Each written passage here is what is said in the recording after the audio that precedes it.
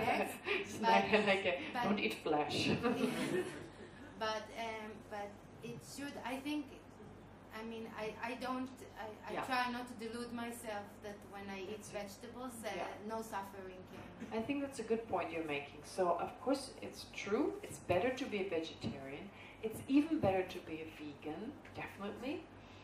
But to also be sure that eating in general, eating vegetables, especially in the 21st century, where we buy our food in the supermarket, which, you know, they use pesticides, etc., so animals will die. It's true. So unfortunately, it's being part of samsara, that our existence is responsible for the death of other sentient beings. This is why we have extra responsibility to work for the benefit of others, that, okay, you know, there's certain insects that lose their life, but may these beings in the future, in whichever way they are reborn, may we be able to benefit them. Yeah. So I totally encourage, but I think we should do whatever we can do. Some people can be vegetarian, we should try our best, but try not judge others, right? I mean, you know, everyone tries what they can, and some people may be not trying hard enough, but we can't change that. We can only encourage it, right? Sorry, yeah, I just want to add that there is a growing trend in Dharamsala where meat-free Wednesdays. Yes. They don't sell meat Wednesdays. Many of the restaurants don't serve meat. So you see, you have a lot of restaurants there, and they serve meat. Some do, and some don't. And I think one of the hardest things to do is the hardest thing is to change the mind. The second hardest thing is to change your diet. Now, only if you have a variety of different foods. You eat sushi on Monday, Ethiopian food on Tuesday, you know, something else. If you're used to that, you're used to eating different foods. But Tibetans, my classmates, they're used to eating one food every day because there was not much variety in Tibet. So they grew up on a lot of meat, you know, because that was the food that kept them warm and gave them their strength. If they don't get noodle soup every night, they don't want to eat it. You give them an olive and they're like, what is that? An olive. Right? And when teachers, they get first time getting answered, I ate an olive. It was like, whoa, right? Or sushi, and you know, like these things. I mean, here again, this is not vegetarian, but even vegetarian sushi is like, whoa, this is weird. Cold rice? You know, it's cucumbers? No. So it's very difficult to change our diet. If now you would go to a country where you get food that you've never eaten, how are you going to crave that, Trina? Right? No? Or hummus, or Israeli salad, or falafel, or krepalach, or whatever, right? Whatever it is, right? It's very difficult to change our diet. I mean, it's not just like going on a vacation and eating different food then, but to totally, especially with breakfast, I think it's difficult. Suddenly having to eat fish every morning, like the Japanese, or something bizarre. Okay. All right, anyway, it's an important question, and of course we should not support the act of killing, right? But we have to do it. I mean, if you go to the army, I mean, in Israel, that's also. And certain things you may have to do. And I mean, there are even stories, and we have to be very careful here. There are even stories, and I'm not going to say anything more, but I tell you the story of one of the previous lives of the Buddha, where the Buddha actually, out of love and compassion, killed another person because that person was about to kill all these other people. Now, this is very dangerous. You need to know exactly, you know, what the situation is going to be, etc. So we cannot take it lightly. But even in a case, let's say you know a woman who has, I remember this one case on the radio, there was a woman who had 6 children, she was pregnant with the 7th, and she would have died, the child would have died, if she didn't have an abortion. So her children would have been orphaned, half orphaned. Her father was not able, her father was not well, so she had an abortion. She killed the child in order for herself she would have died anyway. So this is a case where I think, you know, killing, taking another life, you know, yeah. Anyway, so we need to take it according to the situation. Like, it always depends on, right? But I agree with the food. Okay, so here taking a vow or making a pledge, it just depends what we can do. We should be compassionate towards living beings. Being compassionate towards living beings, trying our best. So even there's someone who does things we don't agree with, who act in a way we don't like, we should have deep compassion for them. Okay? Very important. So we're very quick at judging other people and saying, you know, this person, that person. But to look first, you know, inside and to make changes then. So it's important to be, here's us to be unable, so we have to, even though it's difficult to feel compassion and love towards other sentient beings, we should be try to be very mindful when interacting with them, so that at least we do not fall under this way of anger, etc. So if we can be compassionate, but if we cannot have love and compassion, at least not have anger and aggression and so forth. Okay? This is also an important way of living our life, and definitely makes sense. It's not something, I mean, we can do as much as we can do, and we can improve it on a daily basis. So I can do as much today, and I can probably do more next month. So we're training towards improvement. Okay. Okay, we should make offerings to the 3 jewels. Now this is like, what? Make offerings to the 3, what? Make offerings, what does that mean? Well, of course we've heard the offering of practice. That's okay, that's absolutely all right. But also practicing generosity, practicing kind of giving. So giving, if we can, to the Buddha, Dharma, Sangha. And actually giving to the Buddha, you give to the 3 jewels. Because the Buddha has Dharma. The Buddha is Sangha. The Buddha himself is Sangha. And the Buddha himself is Sangha and has Dharma, these qualities. So if you make offerings to the Buddha, and they don't have to be actual offerings, just offer your food. I mean, you're going to eat it anyway. It's not like you offer your food and then you stay hungry. No, it's like a mental process. You connect to the Buddha. So when you, before you eat your food, take a moment to be grateful to those who worked for the food, so to appreciate the food. Don't take more than you can eat, because otherwise it gets thrown away. Try to eat everything. Of course, try to eat healthy and all that, of course, is important, but also take some time. I mean, how many people are involved in the process of providing us the food we get here? I'm not talking about the cook. I'm talking about the person who buys the vegetables, the person who provides the vegetables, the person who harvested the vegetables, who packed it in boxes, the person who saw the seeds. I mean, so many people directly, the people who feed the people who work for the food. Right? The people who provide the clothing and keep those people who provide the food warm. And it's like, whoa, you know, it's like a ripple effect, all these people in there. So to take a moment, thank you for your kindness. Thank you for providing this food for me. And then also offer it. When you offer it to the Buddhas, you also offer it to sentient beings. Because anything that is offered to a Buddha who is working for the benefit of sentient beings, you're also offering to them. So it's very beautiful of opening the heart, like sharing with others, although we eat it in the end. But we take a moment instead of going, oh, I first offer it. And then you eat it, and also the thought, I'm eating this to keep myself healthy and strong, so it'll be more benefit to myself and others. So then it's, even there's attachment, but you make the act, so a simple act of eating, something very positive. And great, you accumulate merit 3 times a day, depending on how often you eat. Right?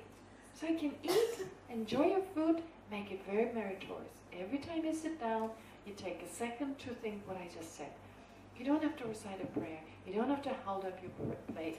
You can pretend you're just stirring your food, you know, or just checking it out. Don't show it to others. You don't need to do that.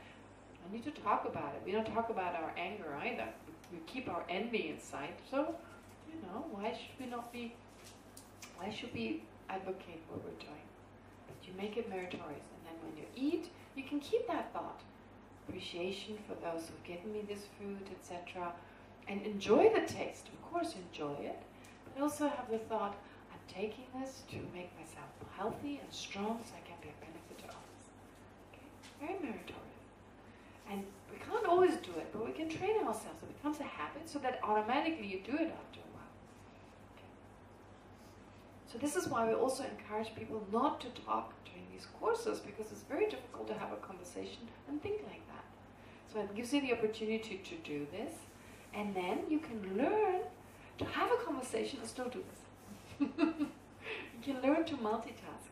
Anything that becomes a habit, later on you can do everything. You be with your kids, you tell them, eat your soup, add some more mark, that's easier to whatever, right? So the point is here that you can do all sorts of other things and still become mindful. Okay, it's just a matter of habit. So the visualization, it reminds me this morning, the visualization we did this morning, the first time you do it, it takes some time, right? But after a while, you're so good at it, it's quick, right? You're so good at it, it's very quick. It's like anything, your mind changes, your brain adjusts, becomes better at it, and later on you can sit down and write it's there. Okay? And don't worry about it. If you do shamatha, yes, it should be very clear and very stable, and it should be luminous, all that. But it's not, we're not doing shamatha here. We're basically just allowing ourselves to be inspired. Right? Okay. So offerings, to make offerings, to open ourselves up. And you know what is also so beautiful, what I really like? I once went to Sikkim many years ago. There was a Kala Chakra. His Holiness the Dalai Lama gave us a Kala Chakra in Sikkim. I forget when it was exactly. Something around 1991. And at that time, this is before many of you maybe even were to Dharamsala. There was a guy called, everyone called him Dharmakirti. He was a Punjabi guy who had become a monk. His father was very important in the army, and he liked the Tibetans, he liked Buddhism, and this guy called Dharmakirti, he became a monk. But he was previously married to a Sikkimese woman of Tibetan ancestry, and she became a nun. He became a monk, she became a nun. And we met this nun. And boy, she was beautiful. She was such a devoted practitioner.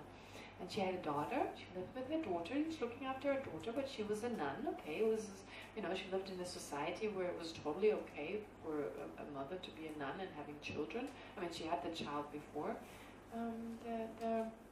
becoming a nun. And she told us about this practice. It was so beautiful. She said every time she sees something beautiful, she offers it to His Holiness, or you know, the Buddhas or whoever. She said to His Holiness. And I tried this, and it was so beautiful. So I saw a beautiful sunset, I offered to His Holiness. And you know, the beautiful effect of that is that you open yourself to this person. It's like he's always present. There's always an inspiration. So if you take the Buddha or His Holiness, someone who inspires you, gives you joy. If you constantly make offerings, you see something beautiful, you offer it. You have a nice talk with your friend, you offer it. You're not actually giving away a friend, like selling a slave or something. No, you're actually offering that beautiful person everything. And it connects you to the Lama, such that the Lama is always on your mind, and the teachings are always on your mind. So no matter what samsaric thing you do, I mean, look, you go through a supermarket, there are all these beautiful things, right? I mean, there's some beautiful things there. I mean, rows of washing powder, wow, so much cleanliness potentially, right?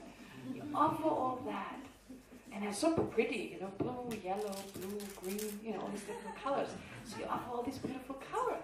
So going shopping can be a very spiritual experience, right? Offer all the rows in the supermarket. I offer from this company, and from that company, and this company. I know there's one favorite company, but you know, there's these other companies. I heard Knorr is now making, I've Googled it, I was so curious about it. I Googled it. I actually learned the name. It was impossible. I could say soup almonds, so I used that word for days, and now I Googled it, and I found the Shtei Marat, so, you know, it's like fascinating. Anyway, you can offer all those. So the point is, what I'm trying to say is that you can offer anything. So the thing is, like, just try it out. Making this offering, the Buddhas are always in the back of your mind. Your Lama is always in the back of your mind. You keep them close. And then when a problem arises, it's almost like they're watching over you. I mean, your mind is just in the Dharma, and a problem arises, and you go, oh, never mind, it's okay, I can face it, you know, and you still have that sense of contentment and that sense of joy. The Lamas give us joy, that's the beautiful thing. His Holiness, when His Holiness the Dalai Lama is around, people say they feel His joy. And so if you make this offering, you have His Holiness on your mind the whole time, or Ling Rinpoche, it's very similar. So you have them in your mind, and then when something terrible arises, that joy protects you. It's like a protection there, right? So try it as your homework. Go from here to lunch, everything until lunchtime, and remind me again before we leave. This is your homework. You try everything. You offer to Buddha, Dhamma, Sangha. Whoever inspires you, you offer it to them. If that's Buddha, Dhamma, Sangha, if it's you have a certain teacher, someone, you offer it, and see how you feel. Right? Honestly, I mean, when she told me, she said it in such an inspiring way. I did that for quite a while, and it was so beautiful. It was so nice. Our girls, it was like, where do I find something to offer? Something beautiful. Oh, there's a nice rock. And I would, really beautiful. And she always did that. And she would do it with the mandala offering prayers, like inside her mind. You don't have to do that. You can just offer it if you want. You don't have to do a certain prayer. She did, but you don't have to. Not necessary. Okay. All right. So here it says this also. We could offer a beautiful landscape, a blue sky. If you live in Germany, that's much harder to find. A cooling breeze, a display in a shop window, a nice song on the radio, a great movie, a meaningful conversation, so forth. My healthy arm. It's healthy right now. Kind of healthy, I hope. Right? So much I can offer. And so this is according to Asangha's explanation. So how to take refuge. I mean, we can all do that.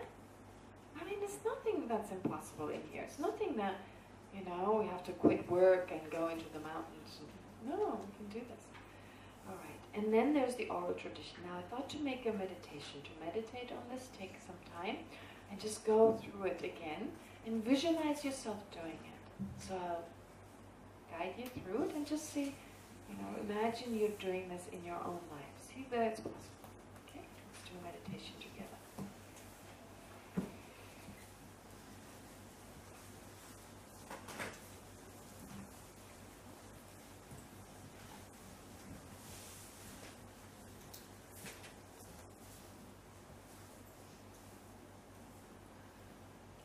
We spend a few moments watching the breath, just to calm the mind and make it more focused.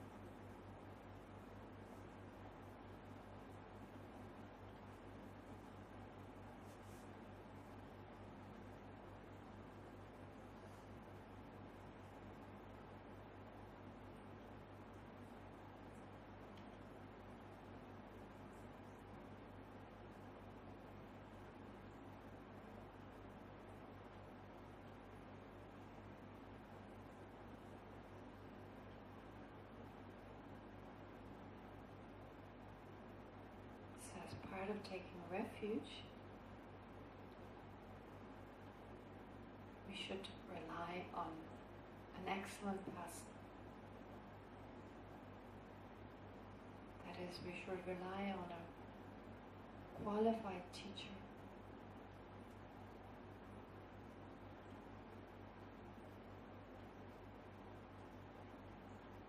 Like, for instance, Holmes the Dalai Lama. Like Ling Rinpoche and so forth.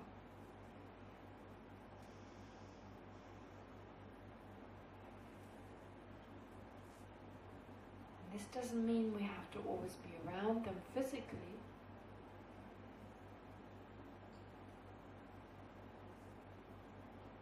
But mentally.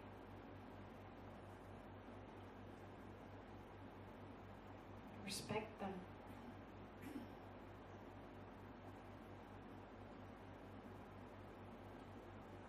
Regard them as a representative of the Buddha.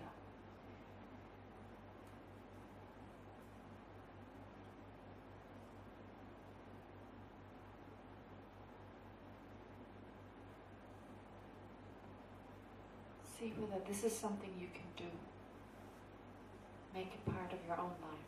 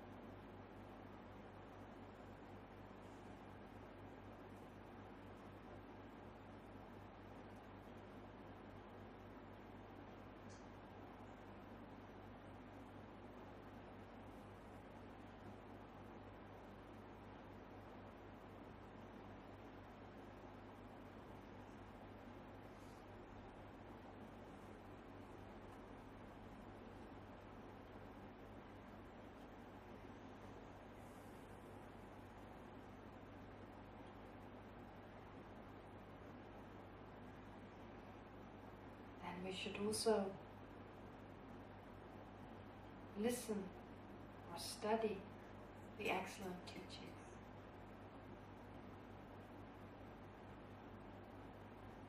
So to get recordings of teachings that inspire us,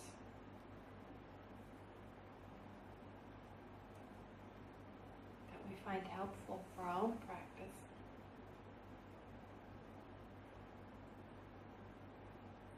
And to listen to them while we're driving or cooking.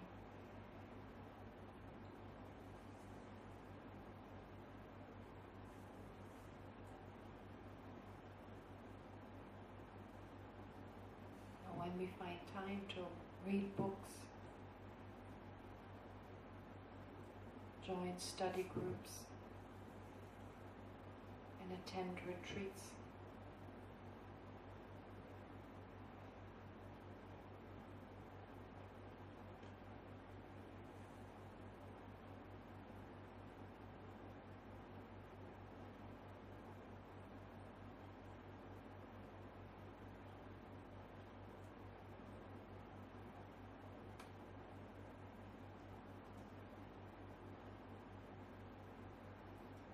See whether you can make more time in your lives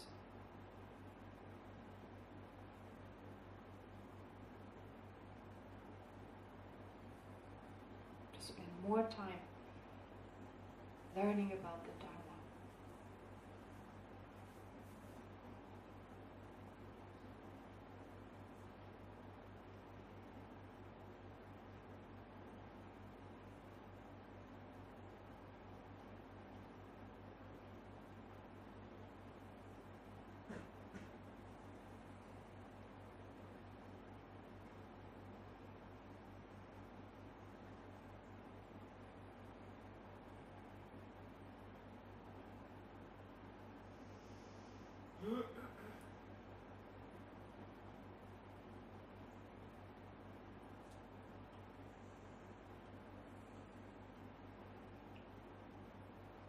And also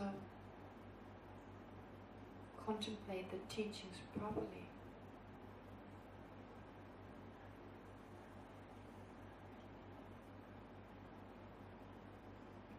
Which means not just to think about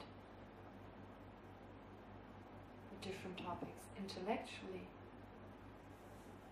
but right away to take it deeper, analyze it, and relate it back to your own life.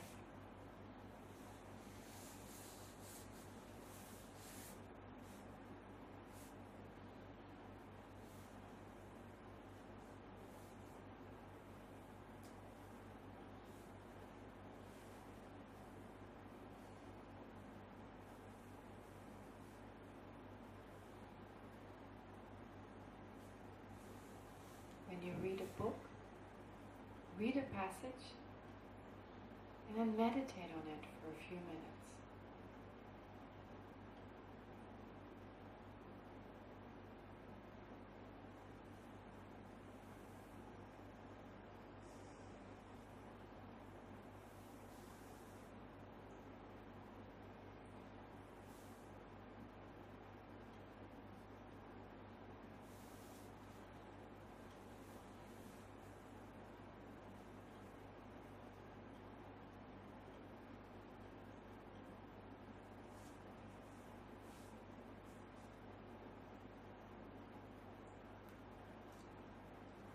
also cultivate a practice that conforms with the teachings.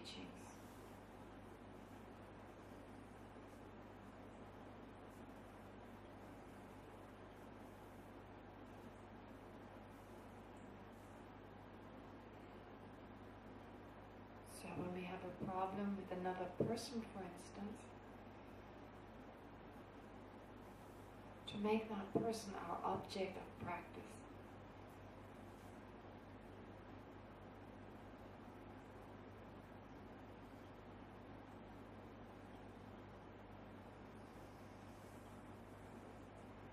To put ourselves into their shoes. Try to understand the causes and conditions that made them into who they are.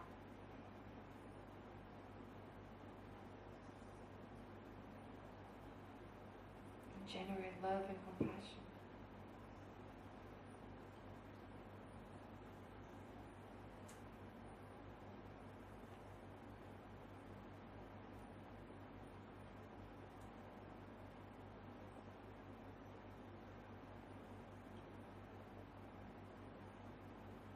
Or spend time reflecting on selflessness.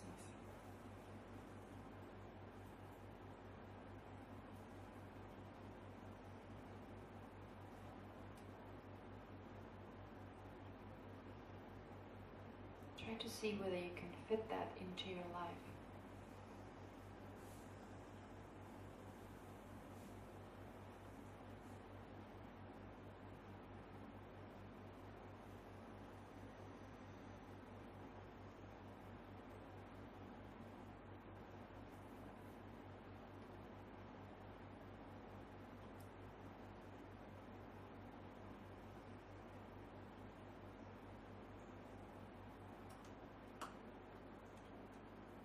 Also, it's important to not let our senses be distracted.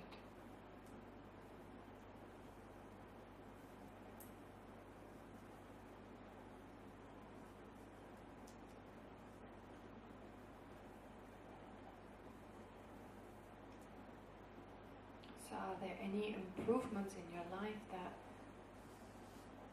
would help you to stop those distractions?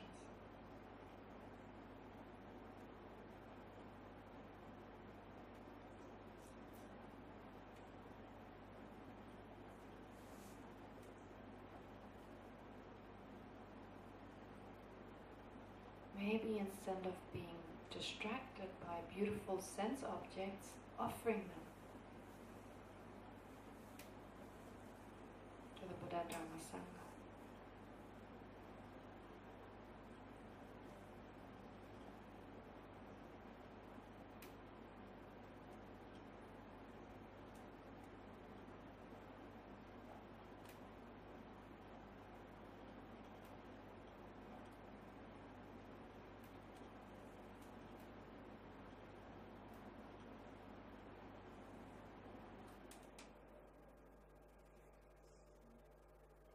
If you've taken any vows, it's important to take up those vows correctly.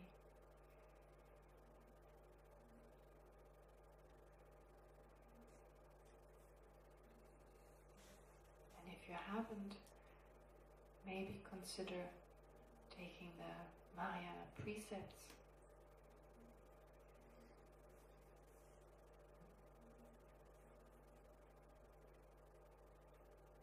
Making a promise, I will not kill and steal for 1 week or even longer.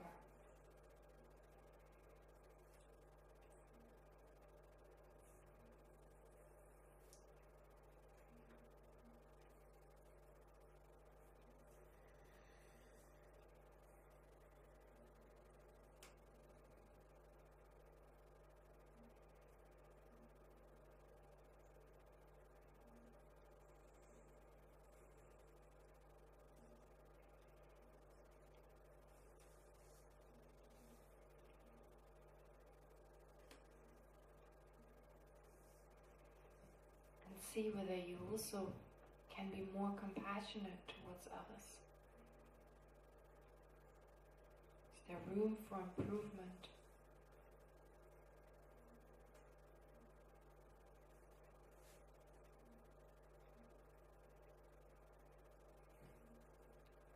to at least watch our mind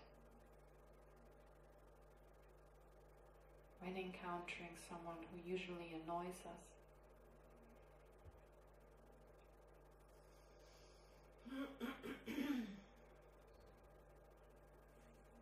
First, reduce our resentment and aversion towards that person.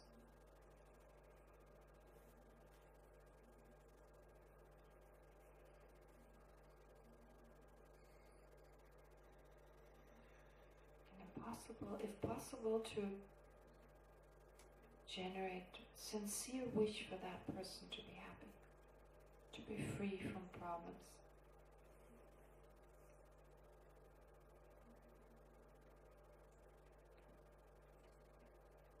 Even if you just repeat those words in your mind, may that person be happy, may they not suffer.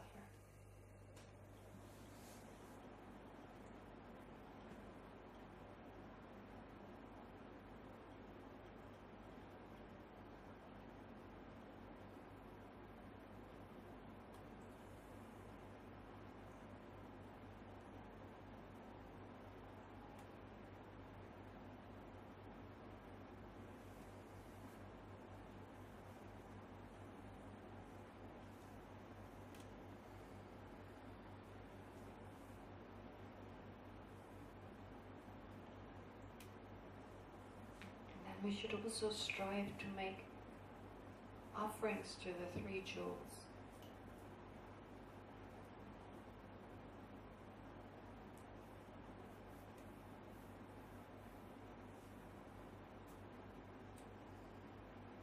To offer our food, our clothes,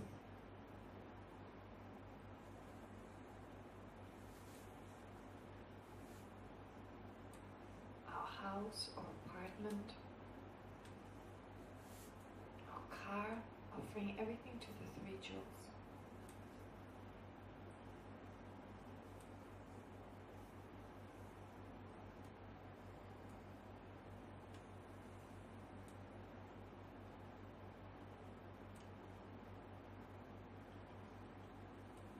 See whether you can make this a practice in your daily life.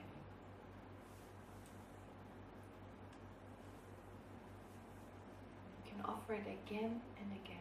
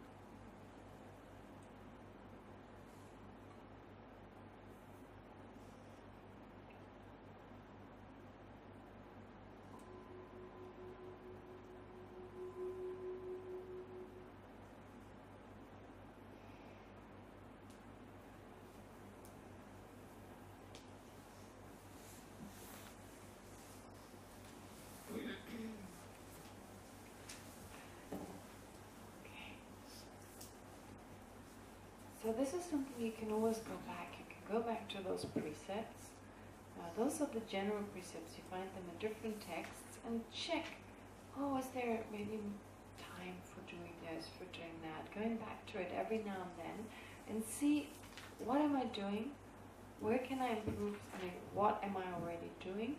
And where is there room for improvement? And then slowly we can make adjustments. And when I was talking about when we're with a person and we don't like them, of course there are people we don't like, they make us angry.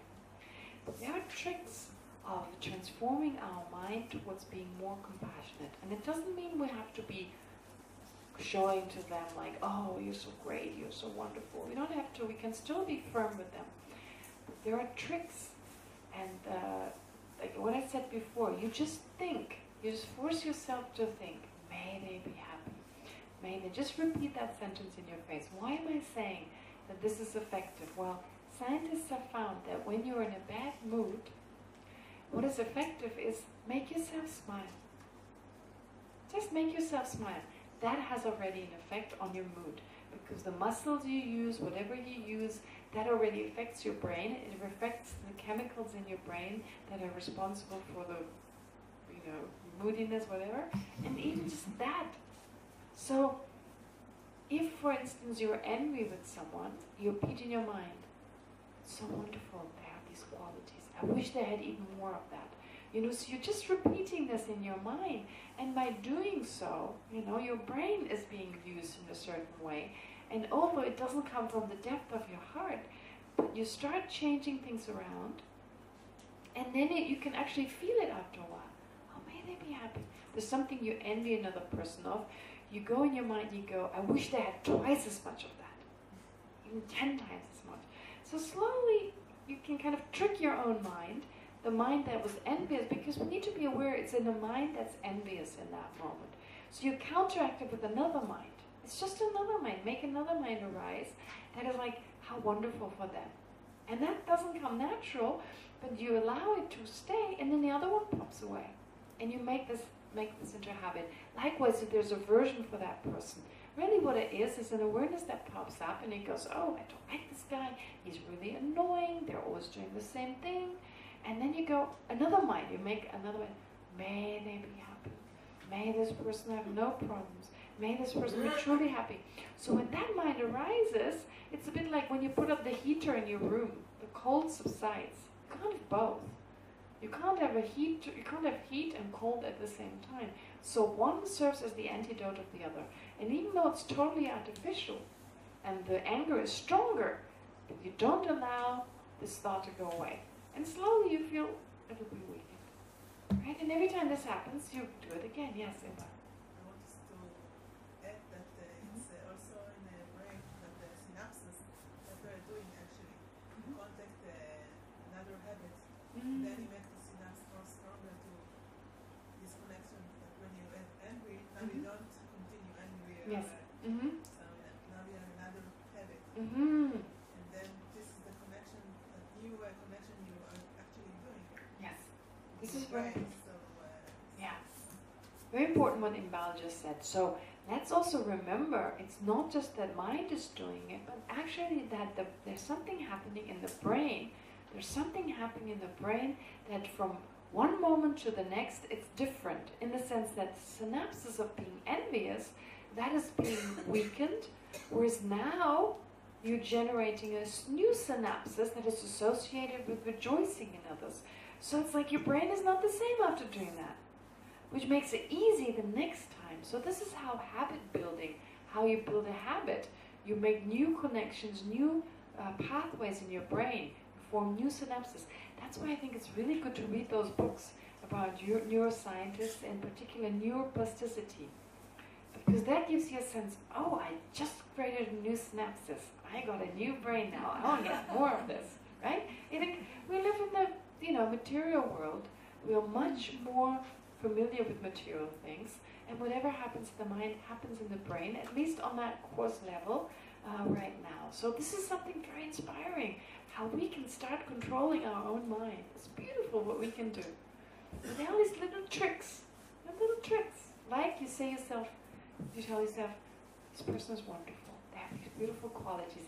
Just saying that mentally, right, it's already, your brain does something, even though it doesn't know in that moment you don't see anything beautiful. I mean, the brain just does this. This is how the brain works. Right? The mind connected to the brain? Yes, mind and brain are very strongly connected. But the mind can live without the brain. And this is the way, but you say it's not connected to the body, the mind, and the brain will disappear. But it? If you're talking about the change and the mind is continuous, then the brain will disappear. No. The thing is, it leaves also imprints in the mind. It's like the brain is changed and the mind both are changed.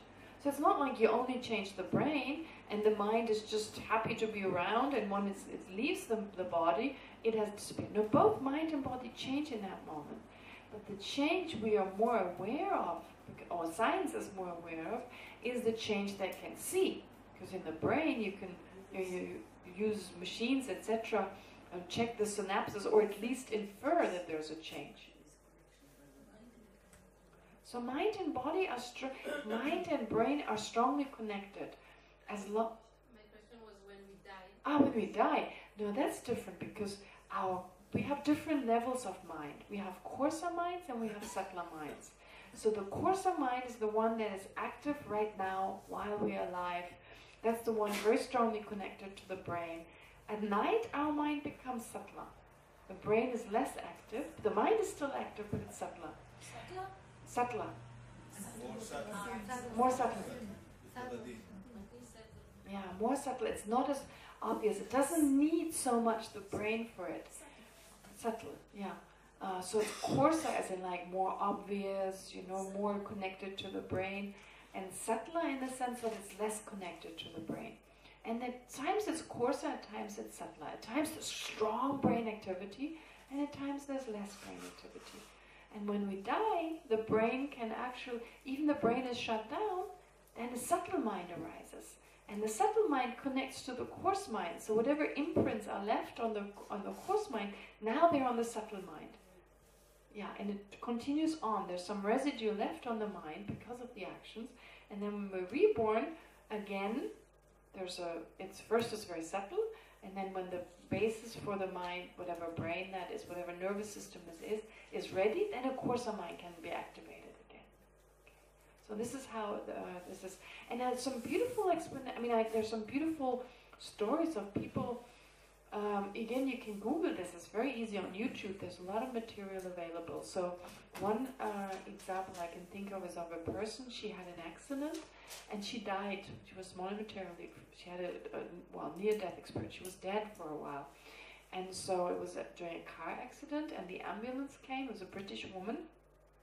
And while she was dead, her consciousness left the body, and she watched as they were working on her, reviving her, and it went on for quite a few minutes, and eventually her mind entered back into her body, but they didn't know, no one knew she had those experiences. And afterwards, when she was better, she wanted to see the people who had helped her, right? And they called everyone who was part of the accident. They said, you were in the ambulance, you were the doctor, you were this, and they were like, well, how do you know that? Because that was the only contact they had with her when she was unconscious. She said, I saw you were doing this thing, and you were doing this, So she was like, I know for sure I can be without my brain. And the most convincing story, very beautiful story, is it's also a YouTube documentary. Well, it's a documentary they put on YouTube. It was about this guy. He was a neuroscientist. A neuroscientist who had never believed in the existence of a mind that exists separate from the brain.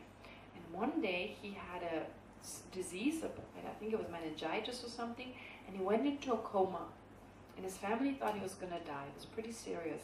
But when he came back, he told people what he had experienced. He had this experience of his mind leaving the body and being in this horrific place. He had this experience of being like seeing fire, and there was a lot of fear. And he said he had no sense of who he was. The sense of who he was before was gone. He'd lost language, like the way to use, he couldn't even use words. He had lost that. And it was like fire, and it was coming towards him, and it was really scary. And then he woke up after a while, and to him it felt like a really long time. It was only a relatively short time. And he said, it was real, it happened. I had those experiences. So there were all these, and he said, from now on I believe there's a mind and there's a brain that's separate. I had that experience and I remember. And from a Buddhist point of view, there are lots of stories like that. That is said to be a temporary hellish experience.